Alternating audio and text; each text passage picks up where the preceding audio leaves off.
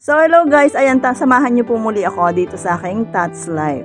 So ngayong oras na to guys is nagpe-prepare na ako kami ng pang lunch. So etong amo ko kapag siya ay sinisipag at sinasakayan ng kabaitan ay tumutulong talaga sa akin sa pagluluto. So ako naman nag-prepare nun lahat, kumbaga siya lang yung magluluto ng para sa tanghalian nila. So huhugasan ko lang yung mga ginamit niya dito sa kusina. Tapos, so pag nagtatanghalian dito yung kalimitan is 1:00 or 1:30 ng hapon. Yun ang oras ng tanghalian nila. So ayan, habang busy ako dito maghugas ng mga ginamit ng amo ko, siya naman busy rin doon sa pagluluto ng kanyang niluluto na yun. Ang lulutuin lang ngayon ay mihon soup. Ayan. So ayan, kapag niluluto yan, tinitingnan lagi niya yung oras kasi ilalagay niya ng minutes, kung ilang minutes lulutuin yung giniling, kung ilang minutes lulutuin yung scallop, parang gano'n, basta tinitingnan niya lagi. Ayaw niya kasi nag-overcook. Ewan ko ba't ayaw na talaga nag-overcook. Gusto lang na laging half cook lang yung pagkaluto ng pagkain na gusto nila. So ayan, at siya nga nagluluto. Ako naman, pagkatapos ko maghugas, umupo ako dito sa may bangko ko dito sa pwesto ko, then binibidyo ko siya. So hindi naman niya alam na binibidyo ko siya, pero kita niya na hawak ko yung cellphone ko. So ganoon kami dito. Tapos yan, may sinasabi siya sa akin dyan. Actually, may pinag-uusapan kami yung dalawa dyan. Tapos hindi siya makapaniwala sa sinasabi ko. Na yun nga, basta nag-uusap kami dalawa dyan.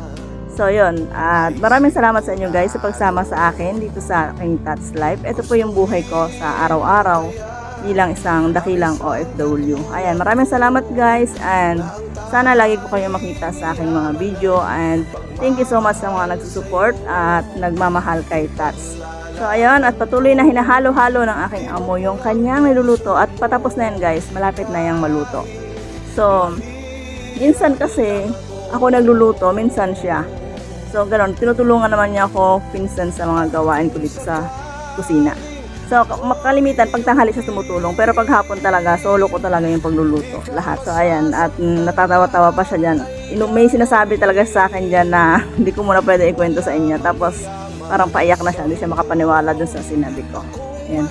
So ayan, luto na. Ayun, tinatakal-takal na niya. Tatlo silang kakain niya siya mag-asawa. Tapos yung isang anak. So ayan guys, maraming salamat and thank you for watching. See you on my next video. This is Tats Life. Ayan, Tats Life OFW, ang dakilang OFW dito sa Malaysia.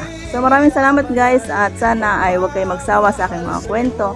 So ganun lang naman yung buhay ko dito. Talagang umiikot lang ako sa loob ng bahay, sa labas ng bahay. Pero never akong nakalabas, or lumalabas man ako, talagang napakadalang kasi hindi naman po ako nagde-day off. So ayun lang guys, maraming salamat sa inyong panonood, and Tats Life. Ayan, thank you so much. See you in my next video. God bless everyone. Bye bye.